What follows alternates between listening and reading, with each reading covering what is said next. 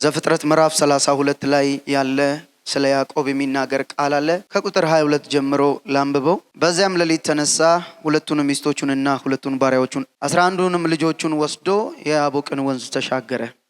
ወሰዳቸውም፣ ወንዙንም አሻገራቸው፣ ከብቱንም ሁሉ አሻገረ። ያዕቆብም ግን ለብቻው ቀረ። አንድ ሰው እስኪነጋ ድረስ ሲታገለው ነበር። እንዳላሸነፈውም ባየ ጊዜ የጭኑን ሹሉዳ ነካው። ያዕቆብም የጭኑ ሹሉዳ ሲታገለው ደነዘዘ። እንዲህም አለው፣ ሊነጋ አቅላልቷልና ልቀቀኝ። እርሱም ካልባረከኝ አልለቅህም አለው። እንዲህም አለው፣ ስምህ ማን ነው? እርሱም ያዕቆብ ነኝ አለው። ከእንግዲህ ወዲህ ስምህ እስራኤል ይባላል እንጂ ያዕቆብ አይባልም። ከእንግዲህ ከእግዚአብሔር ከሰውም ጋር ታግለህ አሸንፈሃልና። ያዕቆብ ስምህን ንገረኝ ብሎ ጠየቀው። እርሱም ስሜን ለምን ትጠይቃለህ አለው። በዚያም ስፍራ ባረከው ይላል። ክብር ለኢየሱስ ይሁን። በዛም ስፍራ ምን አደረገው? ባረከው። ያዕቆብ ከእግዚአብሔር ጋር ሲታገል እዚህ ስፍራ ላይ ታያላችሁ። እንግዲህ የስብከቴ ርዕስ ዛሬ ልናገራችሁ የፈለግኩት ምንድነው? ታገል ወይም ታገይ ነው። ዓለማችን የትግል ዓለም ነው። ዝም ብለን የምንኖረው ዓለም አይደለም። ከአንድ ስፍራ ወደ አንዱ ስፍራ ለመሻገር ትግል ይጠይቃል። ከአንድ ስፍራ ተነስቶ ወደ አንድ ቦታ ለመሄድ ትግል ይጠይቃል። የምንታገልበት ዓለም ነው። ይልቁንም ደግሞ በክርስቶስ ኢየሱስ ስንሆን ደግሞ ይበልጥ ልንታገል የሚገቡን በጣም ብዙ ነገሮች አሉ። የሚታገል ሰው ስራ ይበዛበታል ማለት ነው። የሚታገል ሰው እንዲሁ እንደ ቀልድ እታገላለሁ ብሎ የሚገባው ነገር አይደለም። ከመታገሉ በፊት እንዴት መታገል እንዳለበት ሊያስተውል ሊያስብ ይገባል ማለት ነው። እዚህ ዓለም ላይ ስንኖር ዓለሙ የትግል ዓለም ነው። ያሸነፈ ገዝቶ ይኖራል፣ የተሸነፈ ደግሞ ተገዝቶ ይኖራል። ከየትኛው ወገን መሆን ትፈልጋላችሁ? ከሚገዛው ወይስ ተገዝቶ ከሚኖረው? እንግዲህ ሁለት ምርጫ ነው ያላችሁ። ወይ ለመገዛት ወይ ለመግዛት ምርጫ መውሰድ አለባችሁ። ወደ ራሳችሁ ህይወት ተመልከቱ እስቲ። የተገዛችሁ ናችሁ ወይስ የምትገዙ ናችሁ? መጽሐፍ ሲናገር በወደደን በርሱ ከአሸናፊዎች እንበልጣለን ይላል እና የወደደን ኢየሱስ ክርስቶስ በሰራልን ስራ በእምነት ከአሸናፊዎች እንድንበልጥ እግዚአብሔር የአሸናፊነትን ጸጋ ሰጥቶናል። ታዲያ ያ የአሸናፊነት ህይወት በመታገል እንደሚመጣ ስንቶቻችን ይገባናል? ስንቶቻችንስ እየታገልን ነው? እሱን ለራሳችን እንጠይቅ። ዛሬ ግን እኔ ላይ ያላችኋለሁ፣ በዚህ ምሽት ታገሉ፣ እንደሚገባ ታገሉ። በመታገል ባለድል መሆን ወይም ደግሞ አሸናፊ መሆንን አለ። ስንታገል ባለድል እንሆናለን፣ ስንታገል አሸናፊዎች እንሆናለን። ህይወት ቀላል አይደለም። ህይወት ውጣ ውረድ አለበት። ህይወት የናንተን ጉልበት ይጠይቃል። የምንኖረው ዓለም እንዲሁ እንደ ቀልድ የምንኖርበት አይደለም። ብዙ ባለቤት ሆነው ገዝተው ሊኖሩ የሚፈልጉ አሉ፣ አሸናፊዎች የተባሉ። ግን ለማሸነፍ የተነሳ ሰው ወይም ደግሞ ለማሸነፍ የሚነሳ ሰው እንደሚገባ አድርጎ ይታገላል። ለምን ሲባል በመታገል ድል ስላለ፣ በመታገል አሸናፊነት ስላለ። ዛሬ ምሽት እንደዚህ እላችኋለሁ፣ መታገል ያቆማችሁ ሰዎች መታገል ጀምሩ። ከህይወት ጋር መታገል ያቆማችሁ ሰዎች ልትደርሱበት ካለው ዓላማ ጋር ለመድረስ ያንን ዓላማ የሚያስፈጽም ትግል በእናንተ ህይወት ውስጥ የቆመ ሰዎች አሁን ትግላችሁን እንድታፋፍሙ እንድትነሳሱ ልነግራችሁ እወዳለሁ። ምክንያቱም ያዕቆብ ለሁለቱ ሚስቶቹ 14 ዓመት፣ ለሀብት ለገንዘቡ 7 ዓመት፣ በአጠቃላይ 21 ዓመት በላባ ቤት ዋጋ ከፍሏል፣ ታግሏል። ላባ 10 ደሞዙን እየቀያየረበት በጣም አስጨንቆት ነበረ። ምክንያቱም በጎቹ መውለድ የማይችሉትን ነገር እነሱ እንደዚህ አይነት ከለር ከወለዱ፣ ነቁጣዎች ከወለዱ፣ እንደዚህ እንጉርጉር ከወለዱ ያንተ ይሆናሉ ብሎ ደሞዝ ይሄ ይሆናል ብሎ ነግሮታል። አንተ ዘመዴ ስለሆን እንዲሁ በነፃ እንድታገለግለኝ አልፈልግም፣ ምንዳ ልከፍልህ ይገባሃል አለው። ስለዚህ የሚወለዱ ነቁጣዎች ከሆኑ ዥንጉርጉር ከሆኑ ያንተ ይሆናሉ አሉ። ምክንያቱም ላባ በዛ ጊዜ በጎቹ ዥንጉርጉርም ነቁጣም የሚባል አይወልዱም። በጎቹ ወልዶ የማያውቁትን የበግ ዝርያ አይነት ያንተ ደሞዝ ይሆናል ብሎ ዘመኑን ሊበላው አስልቶ ነው ያስቀመጠው። ያዕቆብ ግን ጥሪ ያለበት ስለሆነ እግዚአብሔር ሕዝብ ብሎ ተጠራው ስለሆነ የእግዚአብሔር ፕሮግራም ያለበት ስለሆነ ያዕቆብ በሄደበት ሁሉ እግዚአብሔር አለ። ያዕቆብ በተገኘበት ሁሉ እግዚአብሔር አለ፣ ይገኛል። ላባ ያልገባው ያንን ነው። ያዕቆብ ከአባቱ ቤት ኮብሎም ወጥቶ እሱ ቤት በሄድም ጉልበቱን በነፃ እንዲበላው የማይፈልግ አምላክ ከሱ ጋር ነበረ እና ያዕቆብ ግን ትግል የጀመረው ከናቱ ማህፀን ልክ ሊወደድ አካባቢ ነው። ሆሴዕ ምዕራፍ 12 ቁጥር 4 ላይ ሄዳችሁ ብታዩት ትግልን ከየት እንደጀመረ ይነግራቸዋል። ከናቱ ማህፀን ጀመረ ይላል። እግሩን ሊወጣ ሲል ኤሳው ሊወጣ ሲል ጎተተው ይላል። ሹሉዳውን ያዘው ማለት እንዳይወጣ አደረገው። ትግል የጀመረው ከዛ ነው ይላል።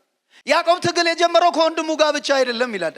ደግሞ ከአምላክም ጋር ታግሎ አሸነፈ ይላል። መታገል ትጋትን ይጠይቃል። መታገል ውሳኔን ይጠይቃል። ያልታገላችሁበት ጉዳይ ባለቤት አትሆኑበትም። እግዚአብሔር ብዙ ራእይ ሰጥቷችሁ ብዙ የተናገራችሁ ነገር እያለ ግን ባለመታገላችሁ ራእያችሁ ጋር የተናገራችሁ ስፍራ ጋር ያልደረሳችሁ ሰዎች ዛሬ ላነሳሳችሁ እፈልጋለሁ። እግዚአብሔር ያለውን ይፈጽማል። እናንተ ግን ያለው እንዲፈጸም በዛ ጉዳይ ላይ ታገሉ። የተናገራችሁ የዛ ቃል ባለቤት ሆናችሁ እንድትገኙ እግዚአብሔር እንድትታገሉ ይፈልጋል። ምክንያቱም ዓለሙ የትግል ዓለም ነው። ያልታገላችሁለት ዓለም ባለቤት አያደርጋችሁም። ስለዚህ ያዕቆብ ከማን ጋር ታገለ ይላል? ሌሊቱን ሙሉ ከእግዚአብሔር ጋር ታገለ፣ ከመልአኩ ጋር ታገለ ይላል። እዚህ ጋር ስታዩ ያዕቆብ የታገለበት ዓላማ አለ። 21 ዓመት ሙሉ ያገኘውን የሁለት ክፍል ሰራዊት የሆነበትን ሀብት በሙሉ አሻገረ ይላል። ያቦቅን ወንዝ አሻግሮ ሚስቱንም ሁሉንም አሻግሮ ብቻውን ቀረ ይላል። ብቻውን የቀረው በረከት ሆኖ የሚቀጥለው የበረከቱ ባለቤት ከሱ ጋር መሆን ሲችል ብቻ ነው። ስለዚህ የጥሪው መልክ አካል እንዲይዝ ሳይዝ ተሻግሮ ቢሄድ ከእጁ ላይ ያሉት ነገሮች በሙሉ ሊያጣቸው ይችላል። እጁ ላይ የገባውን ነገር የሚያጸናለት ግን አሁን ታግሎ የሚያመጣው ጉዳይ እንደሆነ ያውቃል ያዕቆብ። እጃችን ላይ ያለው ነገር ዋስትና አይደለም። እግዚአብሔር ከሌለበት ታግለን ያገኘነው ነገር ምድራዊ የሆነው ነገር ከፀሐይ በታች የሆነው ነገር አለን የምንለው ነገር እግዚአብሔር ከሌለበት ዋጋ የለውም። ስለዚህ ያዕቆብ አንድ ነገር እንደቀረ ያውቃል። የአባቶቹ አምላክ ከቤቱ ሲወጣ የተናገረው በምድረ በዳ አግኝቶ አበዛሃለሁ ሕዝብ አደርግሃለሁ ያለው እግዚአብሔር ያንን ቃል እንዲፈጽም ስለሚያስፈልግ የበረከቱ ማሰሪያ የበረከቱ መጠቅለያ ዋናው እግዚአብሔር ስለሆነ እሱን ይፈልግ ዘንድ ከወንዝ ማዶ ቀረ፣ ብቻውን ቀረ። እግዚአብሔር ለብቻ ነው የሚፈልገው። ምክንያቱም በአንተ ጉዳይ ላይ በአንተ ነገር ላይ ሌላ ሰው ቢጨመርበት ላይገባው ይችላል። በአንተ ጉዳይ ላይ አንተ ራስህ እግዚአብሔርን ልትፈልገው ይገባል ማለት ነው። እግዚአብሔር ለብቻው ነው የጠራው። እግዚአብሔርን ለብቻው ፈለገው። ሁሉን አሻገረና በሌሊት መታገል ጀመረ። በጎልማሳነቱ ወራት ያዕቆብ እግዚአብሔርን ታገለ። ምን እንዲያደርገው? የታገለበት ዓላማ ምንድን ነው? ያዕቆብ ዝም ብሎ ነው ያለ ዓላማ እግዚአብሔርን የታገለው? ያዕቆብ ዝም ብሎ ነው ያለ ዓላማ ሁሉን ነገር አሻግሮ ብቻውን የቀረው? አይደለም። ያዕቆብ በዓላማ ነው ወደ ምን የቀረው? ወደ ኋላ የቀረው። ሁሉን ያሻገረው በዓላማ። ለምን ሲባል የበረከቱ ማሰሪያው የሆነውን እግዚአብሔርን ሊያገኝ። እግዚአብሔርን ታገለው፣ ሌሊቱ ሙሉ ታገለ። አንድ ሰውም ሲታገል አደረ። ከዛስ በኋላ ሊነጋ አቅላልቷልና ልቀቀኝ። ሌሊቱ ሙሉ ሲታገል የሰው ጽናቱን ተመልከቱት። ያውም ከመላክ ጋር፣ ያውም ከእግዚአብሔር ጋር፣ ያውም ክብር ካለው ፐርሰን ጋር ነው የሚታገለው። ኖ አለ፣ አለቅም አለ። ከዚህ በኋላ ያለው ህይወቴ የሚወሰነው አሁን ካንተ የማገኘው ነገር ነው አለ። አሁን ሳትነካኝ ሳትባርከኝ ከተሻገርኩኛል ያለኝን ሁሉ አጣለዋል። ያለኝ በረከት ማሰሪያው አለ አሁን አንተ የምትባርከኝ የማሰሪያው ጉዳይ ነው አለ። ያዕቆብ በተጠራበት ጥሪ ላይ ሲሪየስ ነው፣ አይቀልድም። ስለዚህ ሁሉን ትቶ እግዚአብሔር ከገደለኝም እዚህ ይግደለኝ፣ አውሬም ከበላኝ ይብላኝ ብሎ ብቻውን በዛ ምድረ በዳ ላይ በዛ ደረቅ ባዶ ምድረ በዳ ላይ እግዚአብሔርን ፍለጋ ከእግዚአብሔር ጋር ሊያወራ ትግል ጀመረ። ልቀቀኝ አለ፣ አልለቅም አለ። እንዴ የምትታገለኝ ምክንያት ምንድን ነው? ለምንድን ነው የምትታገለኝ ሲለው ካልባረከኝ አለቀ። የኔ የትግሌ ምንጭ አለ በረከት ነው። እውነተኛ በረከት ላምና ከብት ሳይሆን አንተ ነህ። እውነተኛ በረከቴን ካገኘው ሌላው ተከታዩ በረከቴ ይቀጥላል። እጄ ላይ ያለው አይደለም፣ የሁለት ክፍል ሰራዊት የሆንኩት አይደለም። እጄ ላይ ያለው 12ቱ ልጆቼ አይደሉም በረከቴ አይደል።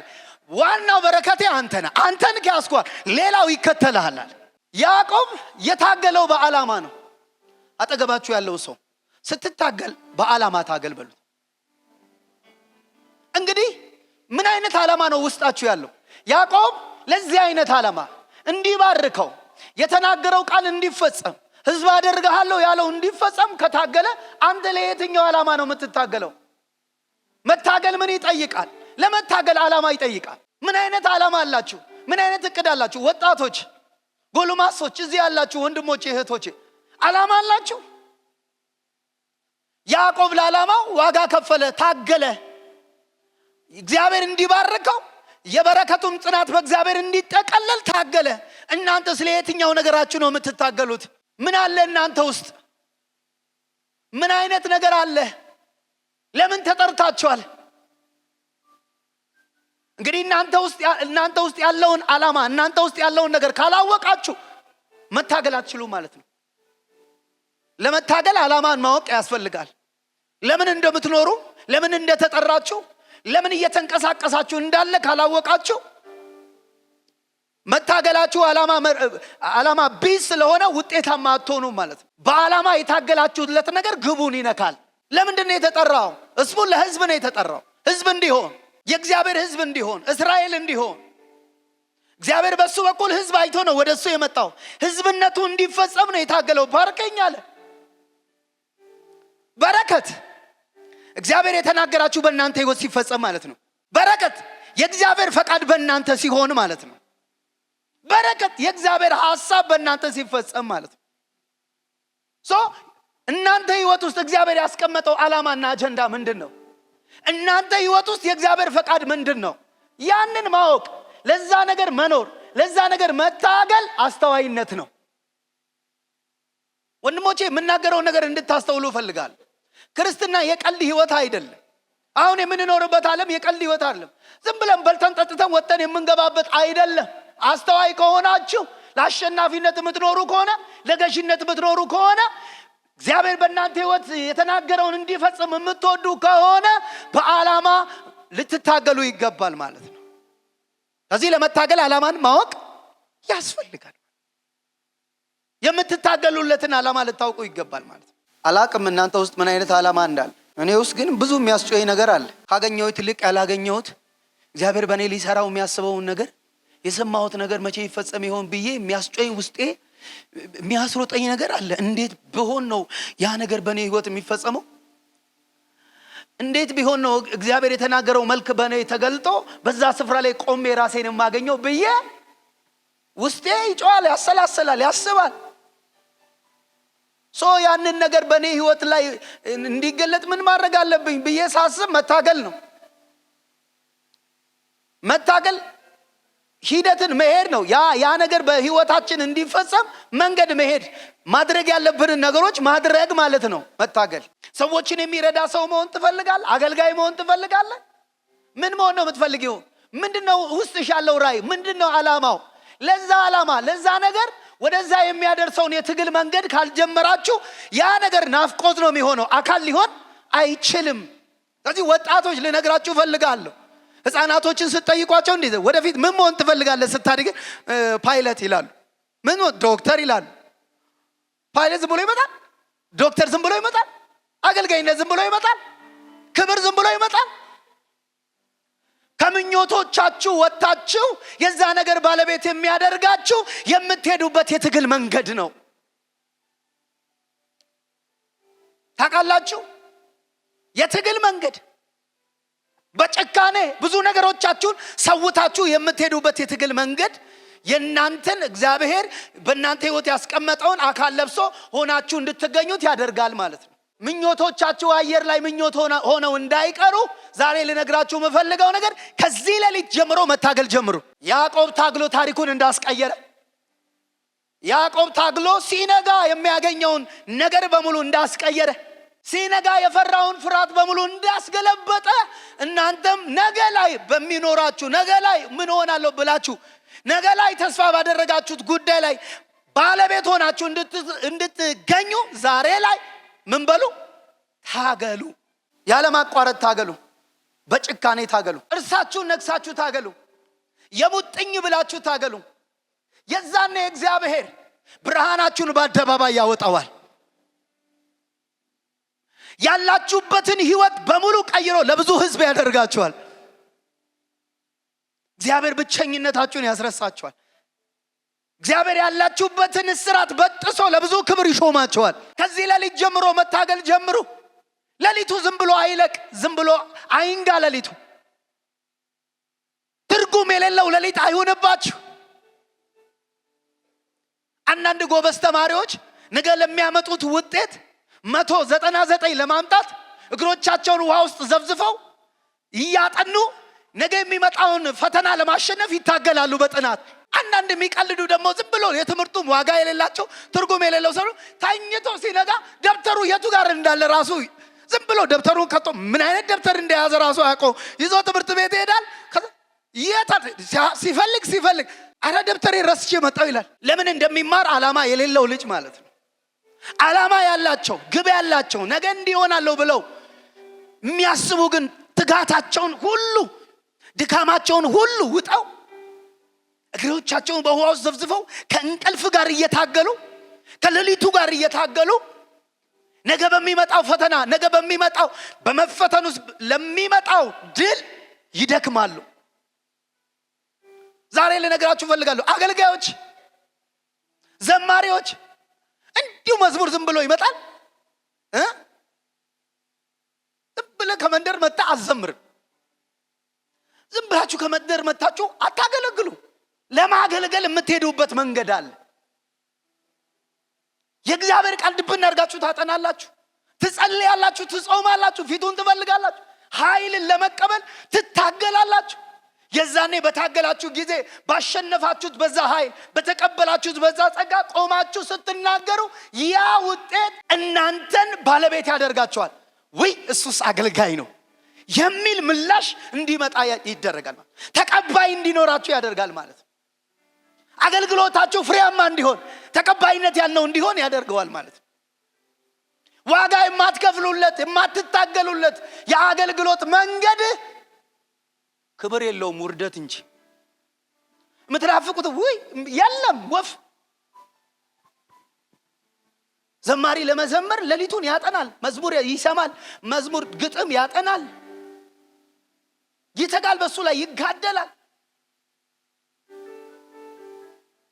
የቱን ከቱ ጋር በዘምረው ይመጣል። ፊፍዝ ነው፣ ሲክዝ ነው፣ ፈርስት ነው፣ ሰከንድ ነው፣ የት ሪትሙን እንዴት ላድርገው እያለ ያስባል። እንዴት አድርጌ ጡም ዜማ ላውጣ እያለ ያስባል፣ ይታገላል። ምን ለማቅረብ? የተሻለ ነገር ለማቅረብ። በዛ በተሻለ ነገር ውስጥ ደግሞ ተቀባይነትን ለማግኘት፣ በዛ ተቀባይነት ውስጥ ደግሞ ባለቤትነትን ለማግኘት፣ ውጤታማ ለመሆን ይጋደላል። ዛሬ ነግራችኋለሁ፣ የደረቀ ህይወታችሁ እንዲለመልም፣ ያ እንዲለመልም የሚያደርገውን የትግል መንገድ ልትሄዱ ይገባል። ያዕቆብ ታገለ። ዋው! ዛሬ በጌታ በኢየሱስ ማስተዋልን የሚሰጥ የእግዚአብሔር ኃይል ወደኛ ይምጣ። እስቲ ጩሁና አሜን በሉኝ። ክብር ለኢየሱስ ይሁን።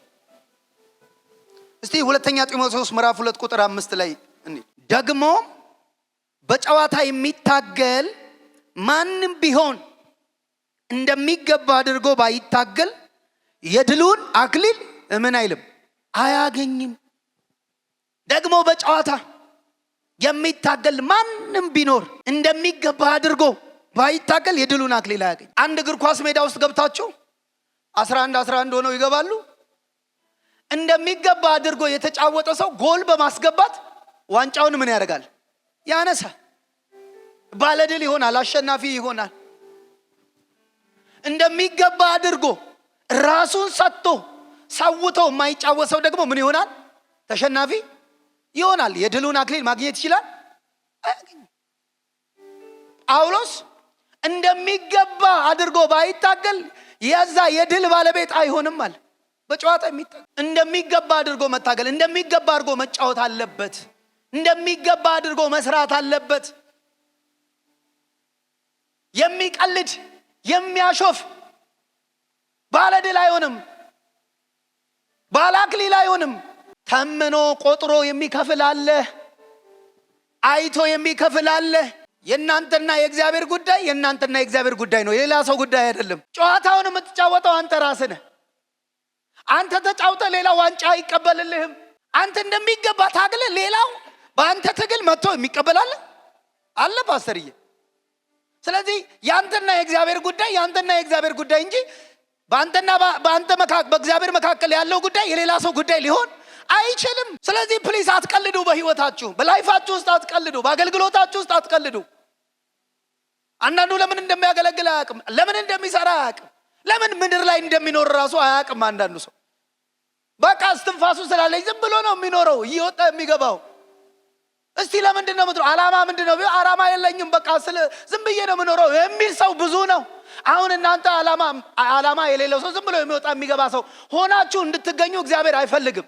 ይውላችሁ በክርስቶስ ከአሸናፊዎች የምትበልጡ ዝም ብሎ ንግግር አይደለም፣ በመኖር ቃሉን እያነበቡ ቃሉን እያሉ መጥተዋል። ለምን ሲባል የቃሉ ህይወት እነሱ ጋር ስለሌለ የቃሉን መልክ ለማምጣት ስለማይታገሉ። ስለዚህ የተጠመድክበት ጉዳይ ድልህን ይወስነዋል ማለት፣ የምትደክምበት የምትታገልበት ጉዳይ ድልህን ይወስነዋል ማለት። በቃ ውጤታማ ለመሆን ባለድል ለመሆን አሸናፊ ለመሆን መታገል ግድ ነው። ይሄ ዓለም ብያችኋለሁ የትግል ዓለም ነው። እመኑኝ እንደሚገባ የሚታገል ሰው የበላይ እንጂ የበታች አይሆንም፣ ፊተኛ እንጂ ኋለኛ አይሆንም። እመኑኝ እግዚአብሔር አምናችሁ ለተራመዳችሁበት ነገር ዋጋ ይሰጠዋል። እግዚአብሔር የቀልድ አምላክ አይደለም። ሲሪየስ አድርገው ለሚተጉ ሰዎች እግዚአብሔር ዋጋቸውን ይከፍላቸዋል። በመጸለይ ብትተጉ፣ ቃል በማንበብ ብትተጉ፣ የእግዚአብሔርን ፊት በመፈለግ ብትተጉ፣ በስራ ስፍራችሁ ላይ እንደሚገባ ብትተጉ እግዚአብሔር በኃይል ባርኮ ለብዙ ክብር ያደርጋቸዋል። ዝም ብሎ የእግዚአብሔር ሰው መሆን አይቻልም። ዝም ብሎ ባለጠጋ መሆን አይቻልም። ከተጋችሁ ግን ከታገላችሁ ግን እማትሰብሩት እማትደርሱበት ተራራ እማታፈርሱት ነገር የለም። እማታፈርሱት ሊሚቴሽን። አንዳንዱ በ19 ዓመቱ ተስፋ ቆረጥኩ ይላል። ምናየው ነገር ስለሌለ ነው የሚያስል መንፈሳዊ ነገር የሚያሰለቸው ምናየው ነገር ዓላማ ስለሌለን፣ ቸርች መምጣት የሚሰለቸን ዓላማ ስለሌለን ለምን እንደምንመጣ እናቆማ። ስለዚህ ልነግራችሁ እፈልጋለሁ ለተሻለ መንፈሳዊነት ለሚበልጥ መንፈሳዊነት መትጋት መታገል ወሳኝ። እስቲ ይታገላለሁ ብሎ በጨዋታ የሚታገል እንደሚገባ የሚታገል ሰው የድሉን አክሊል ያነሳል። ብዙ ነገር እንዲለወጥ ከፈለጋችሁ ታገሉ፣ ተናነቁ። በመተናነቅ ውስጥ በመታገል ውስጥ ብዙ የምታስተፉት ነገር አለ። በቃ ተወሰደብኝ ብለህ አትተኛ። በቃ ሄደ በቃ ተዘጋ ብለሽ አትተኝ። ታገይ፣ በሩ ይከፈታል። እግዚአብሔር ለሚታገሉ እግዚአብሔር ቆይተው ለሚያንኳኩ እግዚአብሔር በሩን ይከፍታል ነው የምልህ። የማንም እንባ ባለዕዳ አይደለም እግዚአብሔር። የማንም ትግል ባለዕዳ አይደለም እግዚአብሔር። ለታገልክለት ነገር እግዚአብሔር መልስ ይሰጣል። በጸሎት መታገል፣ በስራ መታገል፣ ሳታቋርጡ በመትጋት መታገል፣ የዛኔ እግዚአብሔር ጣፋጭ ፍሬ ይሰጣችኋል። ክብር ለኢየሱስ ይሁን። ታውቃላችሁ የምትታገሉለትን ነገር ስታውቁ ለዛ ነገር ዋጋ ትከፍሉለታላችሁ። ዋጋ ትከፍሉለታላችሁ። የምትታገሉለትን ነገር ስትረዱት ለዛ ነገር ዋጋ ትከፍሉለታላችሁ። ዋጋ ለመክፈል አትሰስቱም። ጉልበታችሁን ለመስጠት ጊዜያችሁን ለመስጠት አትሰስቱ። የምትታገሉለትን ነገር ባለቤት ለመሆን የምትታገሉለትን ነገር ስታውቁት ዋጋ መክፈል ለእናንተ ቀላል ነው የሚሆነው ማለት። ዋጋ የከፈልንለት ነገር ደግሞ የዛ ነገር ባለቤት ያደርገናል። ባለቤት የሆናችሁበት ነገር ደግሞ ያከብራችኋል። የምትታገሉለትን ነገር ማወቅ፣ የምትታገሉለትን ነገር ደግሞ ስታውቁ ለዛ ነገር ዋጋ መክፈል፣ ዋጋ ስትከፍሉለት ደግሞ የዛ ነገር ባለቤት መሆን፣ የዛ ነገር ባለቤት ስትሆኑ ደግሞ ባለቤት የሆናችሁበት ነገር ምን ያደርጋችኋል? ከፍ ከፍ ያደርጓችኋል፣ ያከብራችኋል ማለት ነው። ክብር ለኢየሱስ ይሁን። አሜን። ኢየሱስ ጌታ። ተከራይታችሁ በምትኖሩበት ቤት ውስጥ እንደ ባለቤት አክት ማድረግ ትችላላችሁ? ብዙ ገደብ አለው። ብዙ ገደብ አለ። ከ4 ሰዓት አምሽቶ መምጣት አይቻልም ይባላል። በሩ ይዘጋል ይባላል። መጮህ አይቻልም። እንደፈለጋችሁ መሆን አይቻልም። በቃ ሊሚቴሽን ገደቦች አሉ። የራሳችሁ ቤት ሲሆን ግን ባለቤት ስትሆኑ ግን ሌሊት 10 ሰዓት ለምን አትመጡ? በሩ ለእናንተ ክፍት ነው። 5 ሰዓት ለምን አትመጡ? የሚቆጣችሁ የለም። ግን የቤቱ ባለቤት ለመሄድ ግን የቤቱ ባለቤት የሚያደርገውን መንገድ ግን ሰዎቹ ምን ብለዋል? ሄደዋል። ዝም ብሎ የቤት ባለቤት አልሆነ። አሁን የከፈሉለት ዋጋ፣ የተጉለት ትጋል፣ የታገሉለት ነገር ባለቤት አድርጓቸዋል። ባለቤት ስትሆኑ ገዢ እንጂ ተገዢ አትሆኑ፣ ተቀባይ እንጂ ሰጪ አትሆኑ ማለት ነው። አይወስዱባችሁ። በየወሩ ደሞዛ 5000 የቤት ኪራይ 4000 1000 ለወር በቃ ወይኔ ብለህ በተስፋ መቁረጥ አይደለም፣ ይበዛልሃል ማለት ነው። አይታችኋል። እግዚአብሔር ላለላችሁ ነገር ባለቤት ስትሆኑ በባለቤትነት ስልጣን ብዙ ነገሮች ይገዙላችኋል። አንገት አትደፉም። እመኑኝ፣ በየትኛውም ጉዳይ ላይ ከታገላችሁ የሱ ነገር ባለቤት መሆናችሁ አይቀርም። ብቻ እናንተ ዛሬ ሌሊት ለመታገል ተነሱ። ስራ አጣው ብላችሁ አትቀመጡ። የሆነ ነገር ፍጠሩ። ይሄ ትምህርት አልገባኝም እኮ ብላችሁ አትቀመጡ። አጥኑ። የሚያውቁ ሰዎችን ጠይቁ። ለማገልገል ብቁ አገልጋይ፣ ብቁ ዘማሪ ለመሆን፣ ብቁ ሰባኪ ለመሆን ዋጋ ክፈሉ። ከእግዚአብሔር ቃል ጋር ያላችሁን ግንኙነት አስፉት። ነገሩን በጨመራችሁ ቁጥር የዛ ነገር ባለቤት ስለሚያደርጋችሁ። አሜን። ኢየሱስ ጌታ ነው። ክብር ለኢየሱስ ይሆን። እስቲ ይታገላለሁ በሉ። የሚታገል አሸናፊ ይሆናል። የሚታገል ባለድል ይሆናል። የሚታገል የዛ ነገር ባለቤት ይሆናል። የሚታገል የተነገረውን በአካል ያያል።